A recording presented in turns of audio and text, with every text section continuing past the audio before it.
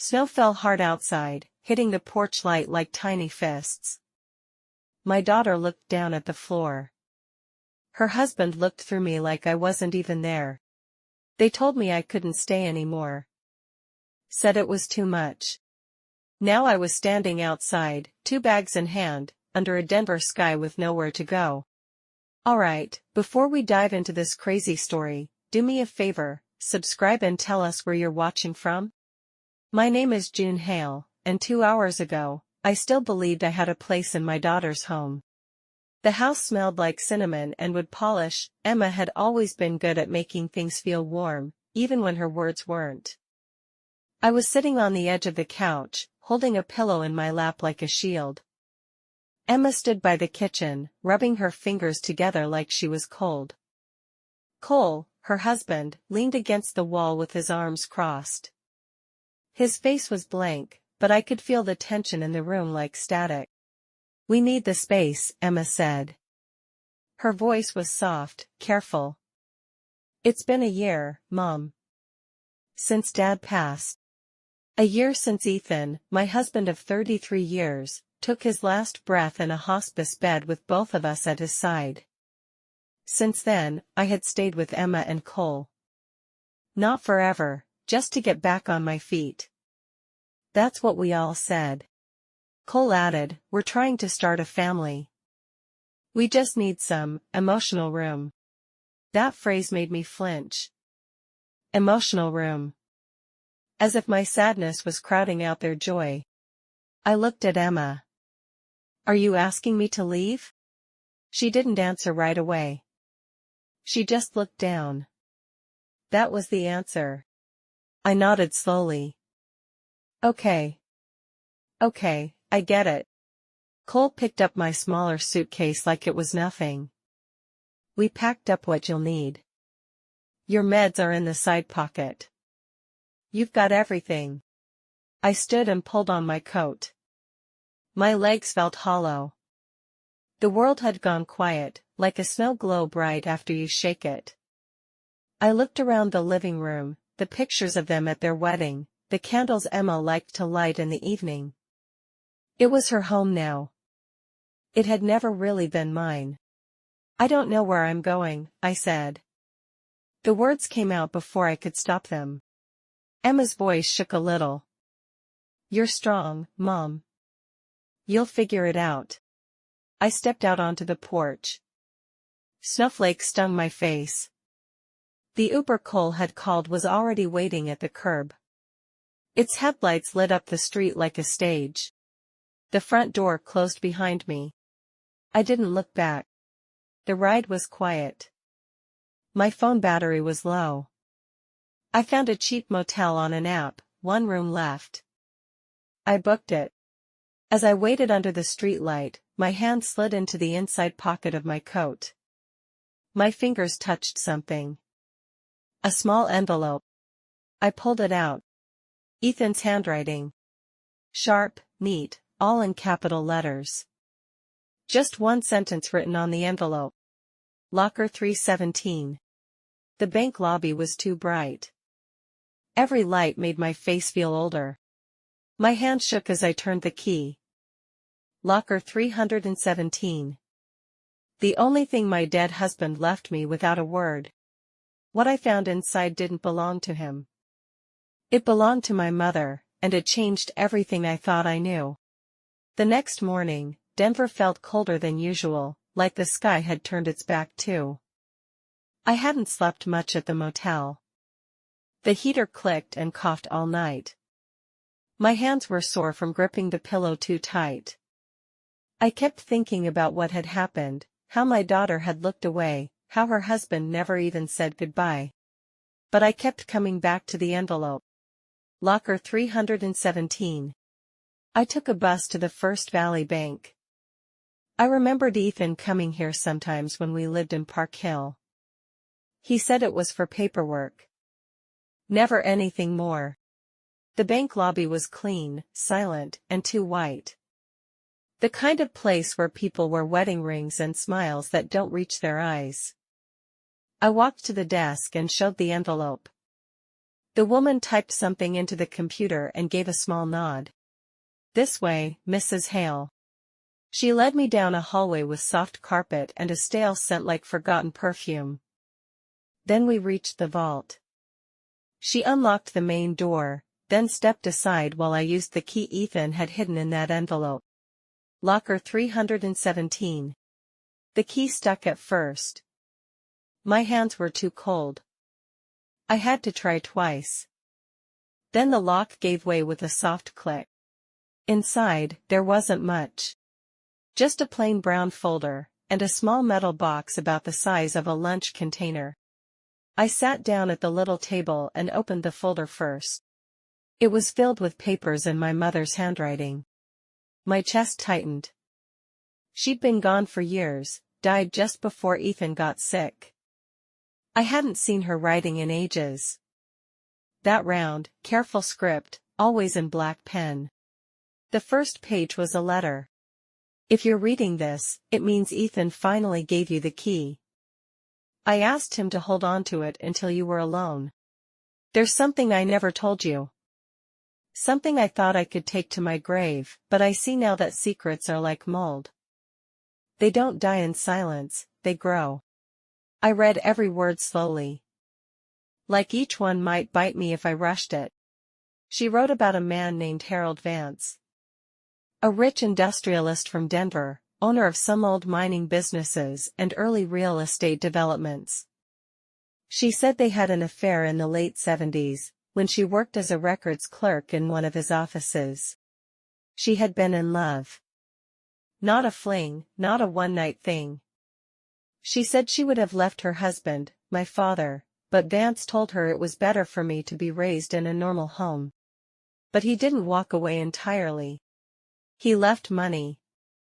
A trust. In secret. It was supposed to be for me, the daughter she raised. My hands were shaking as I read that part again. He hid it for me. She hid it from me. I opened the small metal box next. Inside were two things, a certified letter from a law firm called Langford and Ortiz, and a printed summary of a trust account under the name June Hale North. North. My mother's maiden name. The letter explained that I had access to the trust through something called a holding company. The name of the company, J.H. North LLC. It had sat untouched for over a decade, waiting for someone to claim it. There was money in there. Not millions, but enough to start over. My eyes blurred as I sat back. I could almost hear Ethan's voice, quiet and steady, the way he used to speak when I was overwhelmed. "Breathe, June. Just breathe."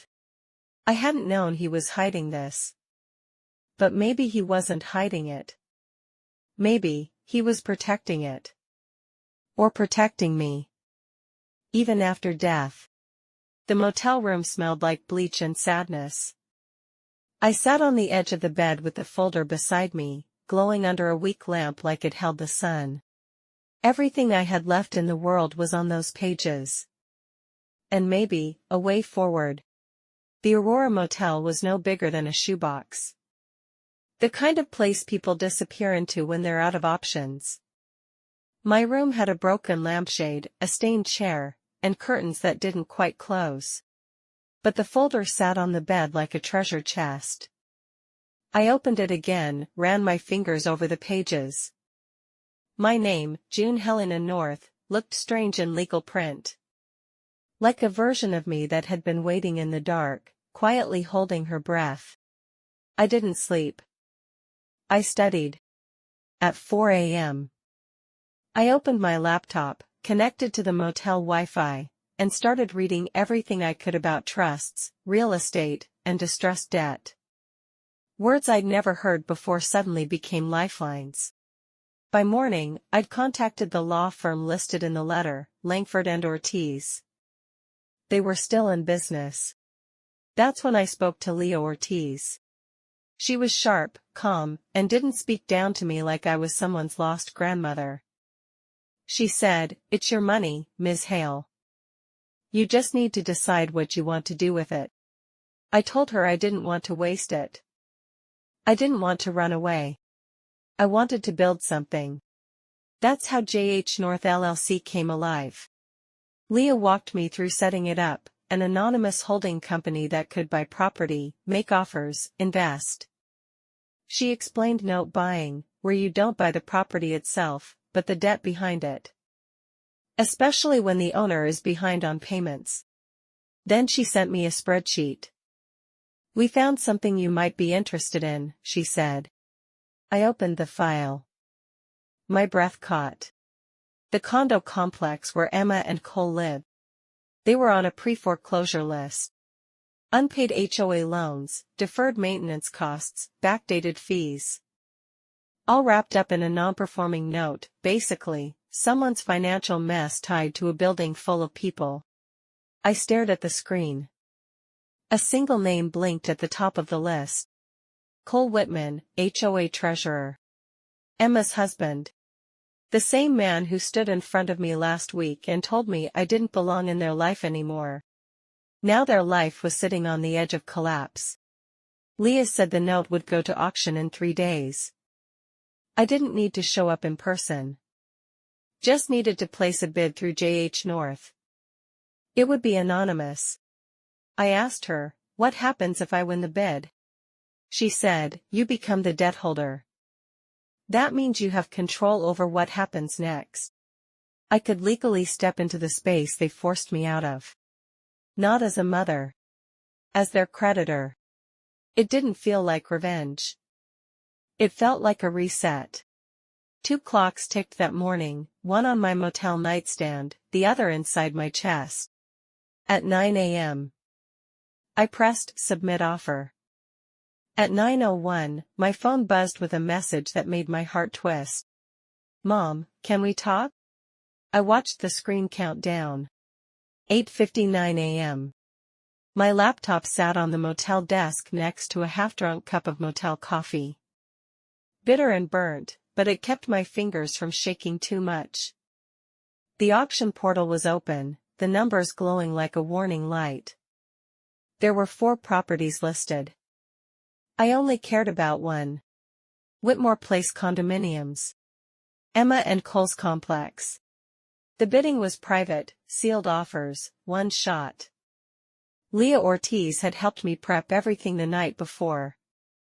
My company, JH North LLC, was listed as a silent third-party investor. No names. No faces. The system beat. 9 a.m. I clicked submit offer. There it was. Just like that, I had stepped into their world, quietly, legally, and completely. If my bid was accepted, I wouldn't own the property. I'd own the debt behind it. I'd become the name on the letter no one wants to get in the mail. My stomach turned. Not from guilt, but from how calm I felt. Then, my phone lit up. A text. Emma, Mom, can we talk? I stared at the screen. Part of me wanted to scream. Now you want to talk? Now, when it's your home on the line? But the rest of me, deeper, quieter, just felt sad. Because I'd waited months to hear those words. Through Ethan's funeral, through my quiet exile from their life, through the cold nights on that couch. I didn't reply. Not yet. The auction results came in just before noon. A soft ping from my inbox. Congratulations. Your offer on the non-performing note for Whitmore Place has been accepted. Effective immediately, you are the primary lien holder on the property. I read it twice. Then again. I owned the debt. I had control over the note that Cole had been using to finance a lifestyle I never fit into. Now the man who pushed me out of their home owed me. Leah called almost immediately.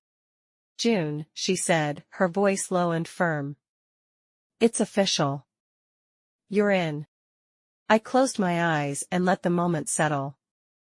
It didn't feel like revenge. It felt like a door opening. One they thought they had slammed shut. There was a knock on my motel door. 3 soft raps. I froze.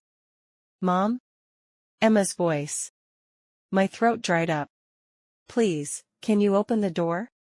Some ghosts live in the silence between questions you never thought to ask. In the middle of the loan file, I found something Ethan had flagged. A quiet paper trail, and a question he never lived long enough to answer. Emma had left hours ago. She looked like she wanted to say more, but couldn't find the words. Or maybe she was afraid of what she'd hear back. I sat alone on the edge of the motel bed, the folder open on my lap again. This time I wasn't looking for control, I was looking for answers. Something had shifted inside me. Like grief had hardened into focus. I flipped through the documents in the loan package for Whitmore Place. Leah had emailed me everything: contracts, payment schedules, transaction records from the HOA's financials. They were routine. Clean. Almost too clean. Until I saw a small yellow tag stuck to a printout. It wasn't from Leah. It was from Ethan. The handwriting was his. I would know it anywhere. Slanted, careful, always in black ink. The note read, "This doesn't add up. Check line items against 2019 HOA minutes." It was dated just 4 weeks before he died. My breath caught. Ethan had seen something. Something he didn't tell me. Maybe he meant to. Maybe he ran out of time. I followed his note, flipping to the reference document. There, buried in a routine year-end expense report, was a vendor named ACE Urban Solutions. Listed under plumbing repairs. $18,000. That's what the HOA had paid out. I paused. ACE Urban Solutions rang a bell, but not from any plumbing company. I'd seen it recently. I grabbed my phone, opened up a social media post Emma had once shown me, Kohl's gym opening. I remembered the sponsor banner in the background. I zoomed in. ACE Urban Solutions, Gold Partner. My mouth went dry. Ethan had seen it too. That's why he left the note. Kohl had been funneling HOA funds into his gym business. Fake invoices, fake vendor. Covering it all under routine maintenance. And Ethan had noticed, right before he died. I sank back into the mattress, the air punched out of me. This wasn't just about debt anymore. This was theft. Disguised. Organized. And done under my daughter's roof. Had Emma known? I didn't want to believe it. But the numbers didn't lie. What haunted me most wasn't Kohl's deception, it was Ethan's silence. He must have wrestled with it, known how deeply this would tear our family apart. And now the pieces had landed in my lap. The basement smelled like dust and distress. Tenants in folding chairs, paper coffee cups, and tension thick enough to chew. Then Kohl walked in, loud, angry, unaware that the person holding his leash was me. The community room in the Whitmore Place basement was half-lit, with exposed pipes running along the ceiling and the smell of cold coffee hanging in the air. Rows of folding chairs filled with tired faces, residents worried about their homes, their dues, their future. I stood in the back, anonymous. Just another older woman in a warm coat, notebook in hand. Only Leah Ortiz knew who I was. She stood at the front with a small projector screen showing phrases like transparency and stabilization. Her tone was calm. Controlled. Professional. The new note holder is committed to protecting residents and restoring accountability to HOA finances, she said. Murmurs rippled through the crowd. Some looked relieved. Others skeptical. Most just looked exhausted. Then the door slammed. Kohl. He stormed in like he owned the place, black coat open, jaw clenched, fury in his steps. What is this circus? He snapped. All eyes turned. This wasn't on the HOA calendar, he said louder. Who even approved this meeting? Leah didn't flinch. The lien holder has legal right to host informational sessions. We sent the notice to the HOA board last week. Cole's mouth twitched. The board didn't approve any of this. Actually, Leah replied, clicking her laptop, the treasurer's approval was bypassed due to. She looked up, intentionally pausing, irregularities in vendor payments. The new lien holder has initiated a third-party audit. The room went still. A woman in the third row whispered to the man beside her. Another resident pulled out her phone and started scrolling. Cole's eyes scanned the room, looking for a target. Then they found me. Recognition hit like a slap. You, he said. The word dropped like a rock. I didn't move. I just met his eyes, calm and quiet. You're the buyer? He asked, his voice cracking between rage and disbelief. You bought the debt? Leah stepped forward, her voice a warning, Mr. Whitman, this isn't the time or place. But it was too late. Cole took a few steps toward me. Is this some kind of twisted revenge? You couldn't just leave us alone? I stood slowly. My voice didn't shake. You pushed me out of my daughter's home, Cole. I didn't come back for revenge. I came back for the truth. He scoffed. You're bluffing. You don't know anything. Leah's hand moved across her tablet screen. We have records of vendor fraud, she said. In your name. Transferred to a gym account tied to ACE Urban Solutions. Would you like to see them? The crowd stirred. One tenant raised her hand. Wait, ACE? Isn't that who fixed the boiler last spring? Leah turned the projector. A payment history popped up, with red flags next to vendor entries. Cole's face paled. I suggest, Leah said softly, you speak to your lawyer. The meeting ended, but the storm hadn't passed. In the parking lot, Emma waited. Her face was tight, her hands deep in her coat. She didn't yell. She didn't cry. That hurt more. The community room emptied slowly, neighbors mumbling to each other, eyes darting toward Cole as he retreated out a side exit, his pride dragging behind him. Leah gave me a small nod, then left with the files. I stayed behind, breathing in the stale air, watching chairs fold like tired bodies. My hands were steady. My heart wasn't. Outside, the cold slapped me. Emma was waiting. She stood near the back of the parking lot, under the glow of a broken street lamp. Her coat was zipped up to her chin, but her face was raw. Eyes rimmed red. No makeup. No armor.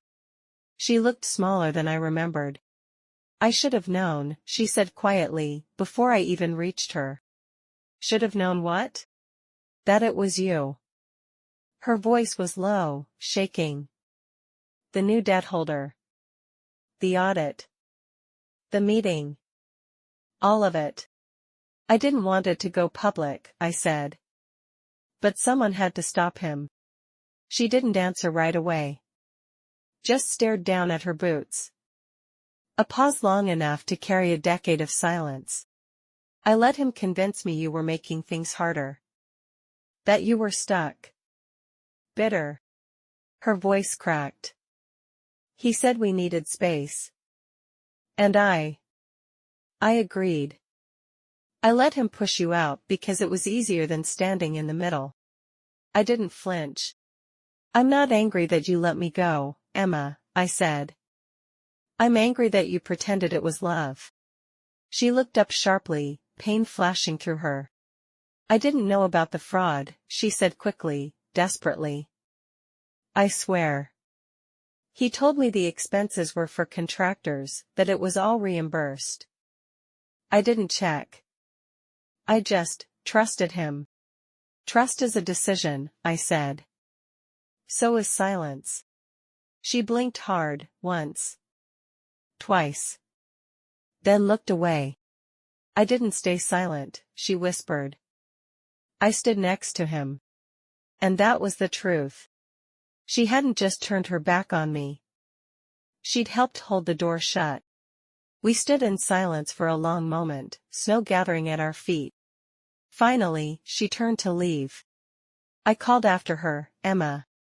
She stopped but didn't turn around. "When you're ready to stop defending him, I'll still be here." She nodded once, then walked away into the dark. Later that night, back at the motel, I tried to sleep. I turned off the lights, pulled the covers up, and tried to forget her face in that parking lot. Then I heard something slide under the door. A piece of paper.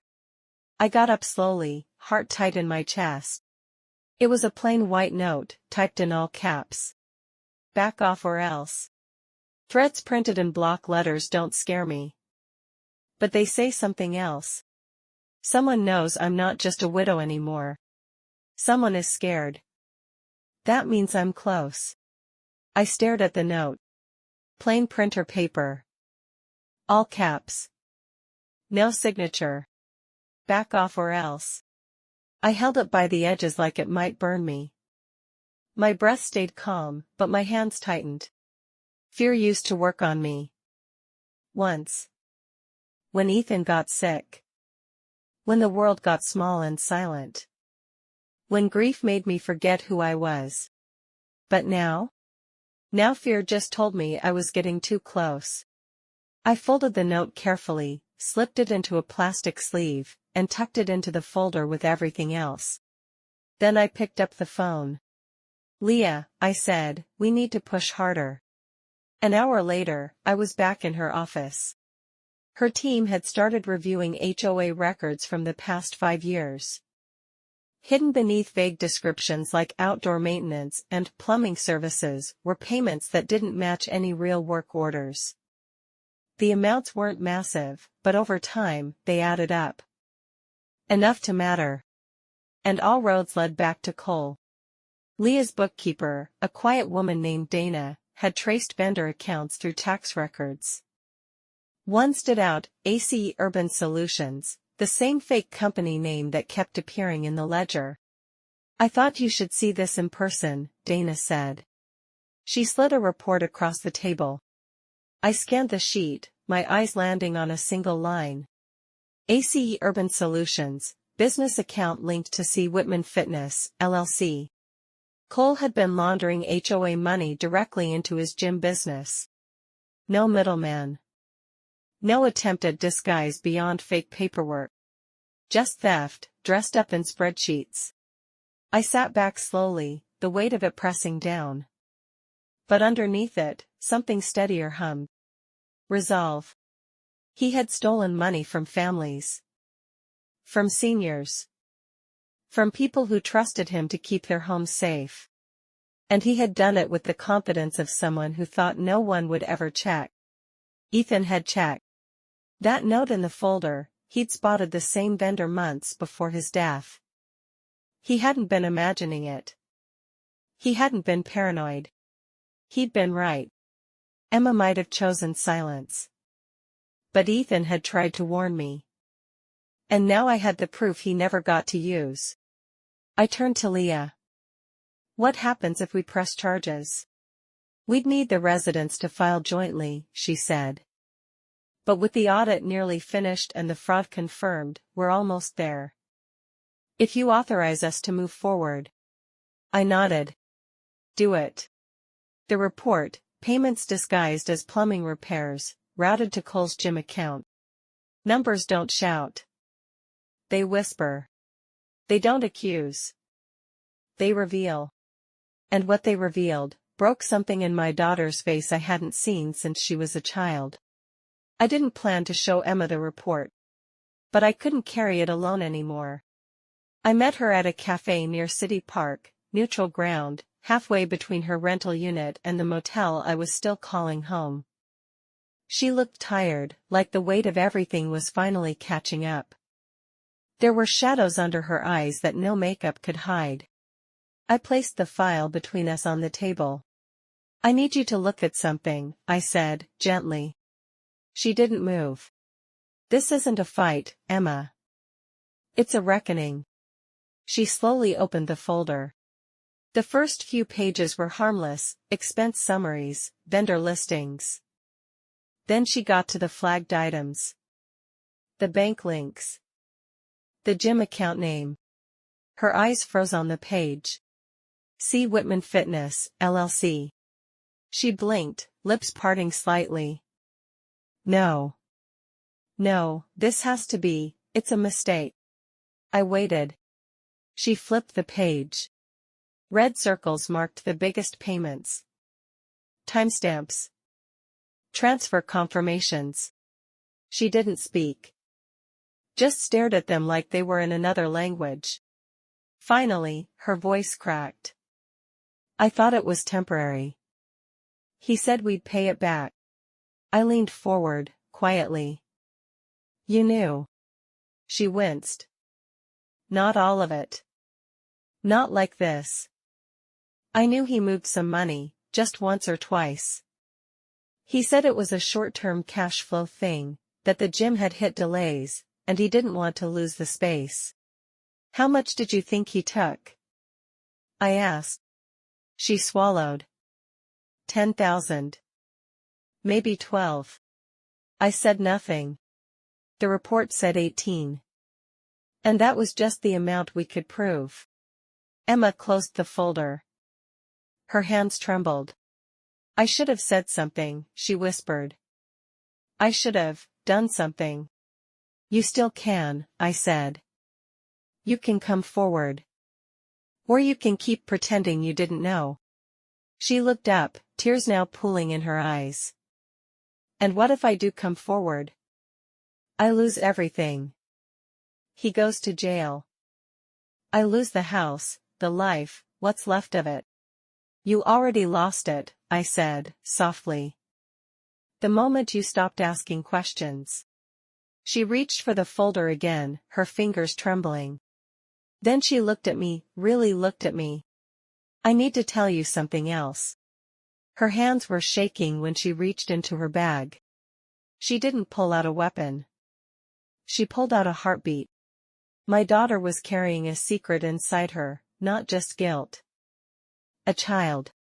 We sat in silence for a few seconds after Emma's voice broke the air. Mom. I need to tell you something else. Her hands fumbled in her purse. She wasn't crying anymore, she looked like she was trying not to fall apart. Then she pulled out a folded paper and slid it across the table. It was a sonogram. My breath caught. 2 grainy black and white images, small, smudged shadows of something tiny and new. A heartbeat. A future. You're pregnant, I whispered. She nodded. Tears finally slipped free, but she didn't wipe them away. 10 weeks, she said. I found out a month ago. A month ago. Before the audit. Before the note. Before the file with Cole's fraud had landed in her lap. All of it. I stared at the pictures. I could already see the shape of a spine, a curve of promise. I remembered seeing Emma's first sonogram decades ago, how Ethan had cried quietly, thinking I couldn't see. I held the image like it might disappear. Emma's voice cracked. I thought if I said something, if I pushed Cole to come clean, it would fall apart. Everything. I didn't want to raise this baby in chaos. But you'd raise them in a lie? She winced. I thought I could protect them, she whispered. I was wrong. She took a deep breath. There's something else. 2 of those HOA transfers? I approved them. Cole begged. He said he just needed a little help. I signed off. I thought I was protecting our future. My heart twisted. Her silence hadn't been passive, it had been active. She didn't just turn away from the truth. She helped build the wall around it.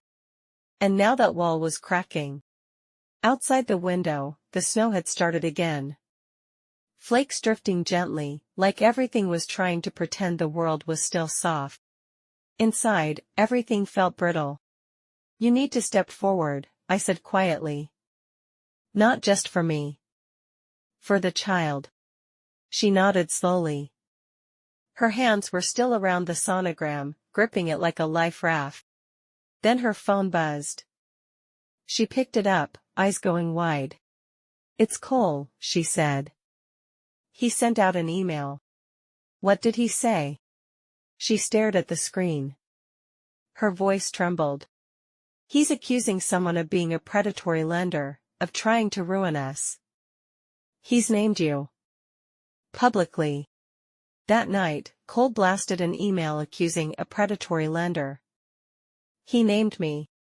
Cole wanted a war of words. I answered with paperwork. No yelling. No threats. Just the quiet sound of a chess piece moving across the board. Check. The email spread fast.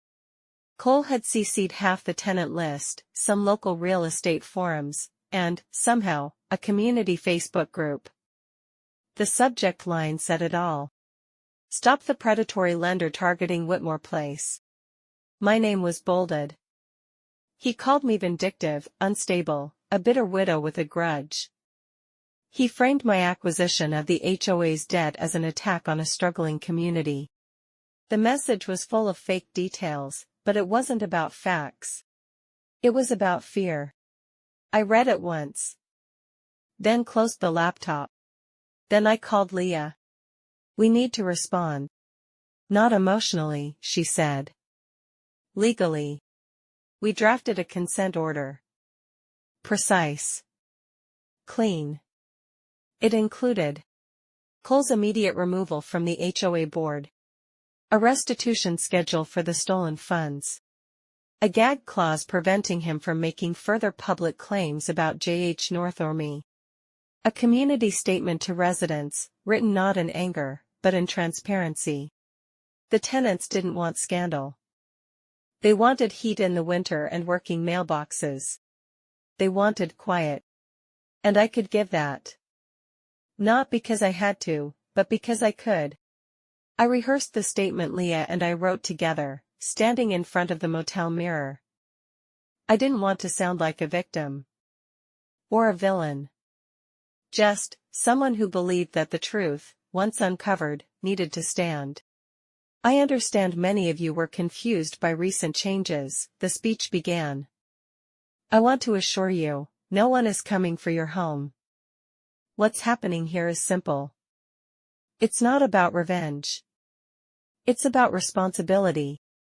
A few hours before we were set to send the letter to the residents, my phone rang.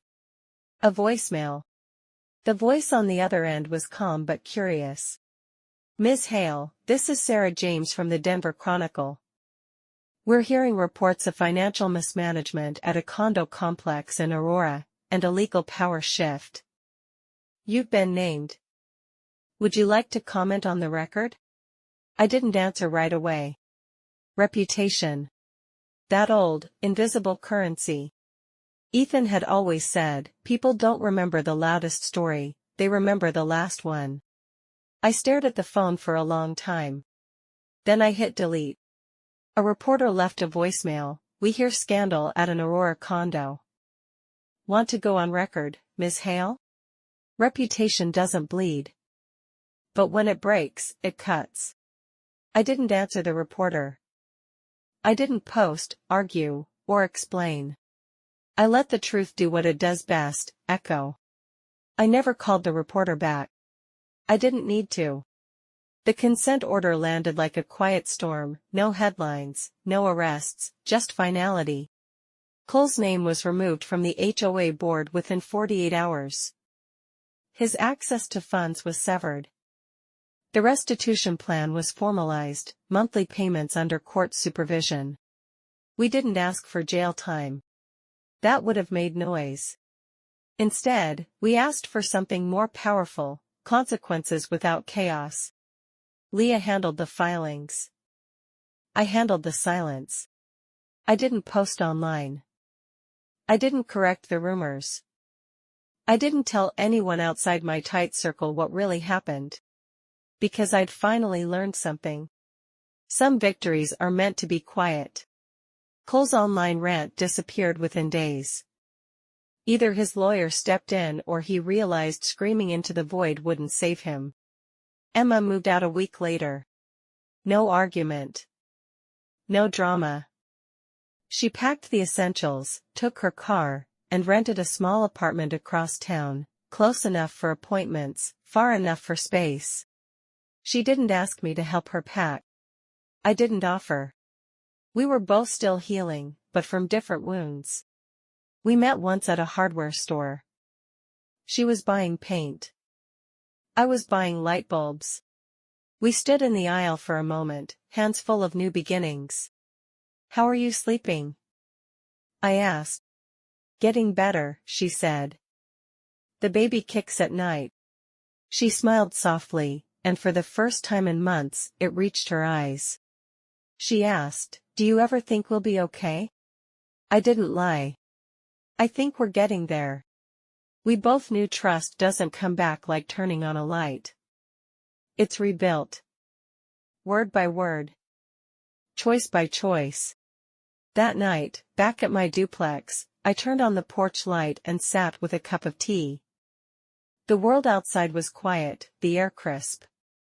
I was ready to delete old emails, clear out the inbox Ethan left behind. That's when it pinged. A scheduled message. From Ethan. Subject line: "If you're reading this." At midnight, my inbox pinged, scheduled email. From Ethan. Subject: "If you're reading this." Morning spilled across the hardwood like it belonged there. I hadn't opened Ethan's email yet. Not because I wasn't ready, but because for the first time I wasn't chasing ghosts. I was making room for the living. The new duplex wasn't big. 2 bedrooms. A kitchen with scratched countertops. A grapefruit tree outside that dropped fruit like little suns onto the sidewalk. But it was mine. No shared walls with people who saw me as invisible.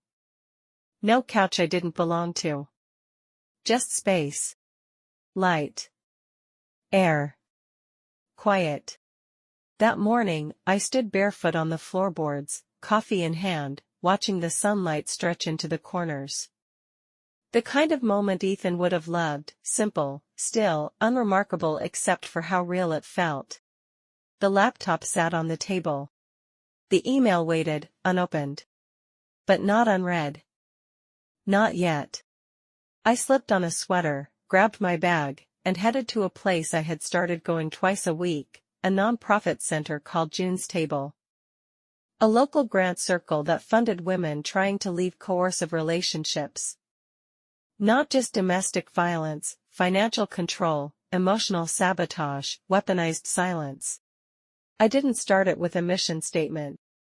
I started it because I knew what it was like to be cornered. To be told love had rules. That help came with conditions. That worth expired the minute you stopped being useful. At June's Table, there were no saviors. Just space. And strategy. That morning, I sat with 2 women, one from Littleton, another from East Colfax, who were both trying to leave their partners and start small businesses. I helped them draft business license applications. Taught them how to open accounts in their names. We laughed. We cried a little. It didn't fix everything. But it made something possible. I came home after lunch. The house smelled like oranges and paper. I sat at the table. Opened the laptop. Clicked the email. The screen blinked. If you're reading this, it means I'm gone. Or that you've finally stopped waiting to hear me say the right thing while I'm still alive. I inhaled sharply. Ethan's words filled the screen. June, I asked Emma to ask you to leave the house. I told her I thought you needed to start again. I told her I was worried you were getting stuck. I thought, maybe, if she gave you a push, you'd move forward. I didn't know how much it would hurt you. I didn't know how much I was asking her to become the villain. His words were soft. Ashamed. Loving in the way Ethan always was, gentle, but flawed. He admitted he never knew how to hold both grief and guidance. That in trying to help me, he'd asked too much of Emma. And worse, he'd never told me what he'd done. I hoped you'd hate me less if you thought it was her choice. I closed the laptop slowly. I wasn't crying. Just breathing. Like the house was breathing with me. Finally, I clicked Ethan's email open. Ethan never yelled when he was alive. In death, he didn't shout either, he whispered. And what he whispered changed how I remembered everything. The cursor blinked as I scrolled through Ethan's final email. It wasn't long. Not a letter. Not a diary entry. Just a message. Unfolded slowly. Line by line. I didn't ask Emma to betray you. I asked her to set you free. He explained how, during the final months of his illness, he saw something in me he couldn't reach. Not anger. Not despair. Stillness. I had stopped living, he wrote. Even before he died. I'd built a life around his sickness, and then, around his absence. Every photo, every chair, every nightlight I kept on because that's how he liked it. He said he was scared I'd never leave the house. That I'd bury myself in memories. So I asked Emma to help. I told her to make it clean. No fight. Just distance. I thought it would hurt less if it came from her, not from the grave. But he was wrong. It didn't hurt less. It cut deeper. I stared at the line where he admitted everything. She didn't push you out because she wanted to. She did it because I asked. She was being loyal, to the dying. Not the living. Tears slid down my cheeks, not from anger this time, but from the quiet grief that comes when you understand someone didn't hate you, they just didn't know how to save you. I closed the email. No anger. No closure.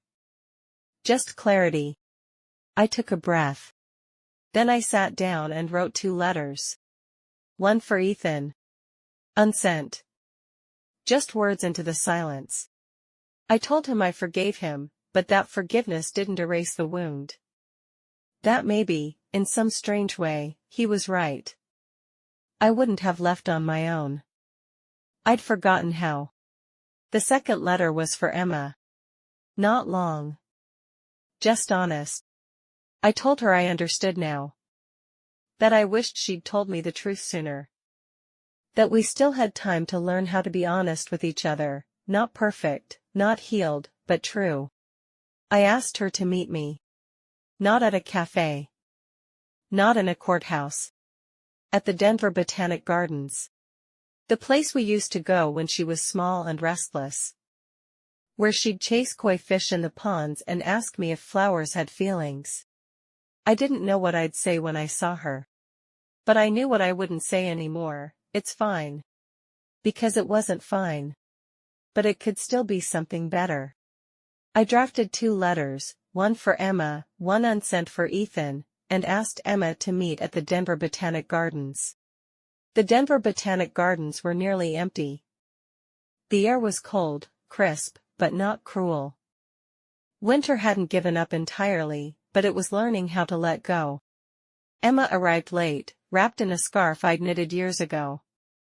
It didn't match her coat, but she wore it anyway. We didn't hug. We just sat. The crocus had started to push through the frost. Tiny rebellions against the cold. I handed her the envelope. She opened it slowly, scanning the letter inside. I didn't speak while she read. I just watched her face. Tears came, not fast. Not dramatic. Just quiet streaks. When she folded the letter and slipped it into her pocket, she looked at me and said, "He asked me to protect you." I thought I was. "I know," I said. "And I don't blame you for believing him." We sat for a long time. Watched the wind shake the branches. "I'm not going back to him," she said suddenly. "Cole. I mean, not like before." I didn't ask for proof. But I also didn't smile. You don't have to say it like an apology, I said. She nodded. The baby deserves more than secrets and silence. I reached into my bag and pulled out a small key. She looked at it, confused. What's this? A choice, I said. It's to the community wing I just funded. The June Hale House. A shelter space for women who need time. Breathing room. Resources. You don't have to move in. You don't have to even visit. But you should know, it's there. She held the key in her palm like it was heavier than it looked. You really built it? I didn't build it, I said. I funded it. And I gave it a name. That's all. The women inside? They're the ones building something. Spring came slowly over the next few months. Emma moved again, this time on her own terms. Cole signed the divorce papers without a fight. The baby was born in early July. A boy. She named him Ethan. Sometimes, I rock him to sleep in the duplex. The grapefruit tree outside drops fruit with soft thuds, and the evening light hits the walls just right. One night, I held him against my chest, his breathing warm and even, and whispered. They tried to erase me. But I built the door. And now I hold the key.